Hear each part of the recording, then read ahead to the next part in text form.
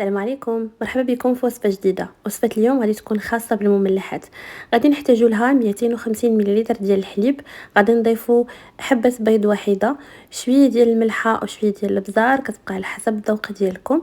غادي نضيفوا ايضا النشا 25 غرام، وغادي نخلطو مزيان. من بعد غادي نضيف جوج ديال الحبات ديال الفرماج مثلث، ممكن ديروا فرماج مربع، وغادي نحركهم مزيان. ممكن تخدموا البراميكسور وتطحنوهم الا كان الفرماج ديالكم بارد.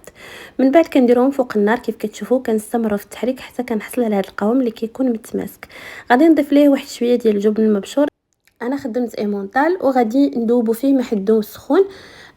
كيعطي صراحه واحد القوام رائع، وكيمكننا ان نحصلوا على هذيك التعليكه اللي كتكون فيه. غطيته غلفته بلاستيك غذائي ودرته في الثلاجه تقريبا واحد 6 ديال الساعات، وعاد خدمت به. تقدروا تخدموه في المملحات ديالكم، تعمروا به وايضا تزينوا به في الفوق. الا عجبتكم الوصفه ما تنساوش تشاركوها مع الاصدقاء ديالكم. مع السلامه.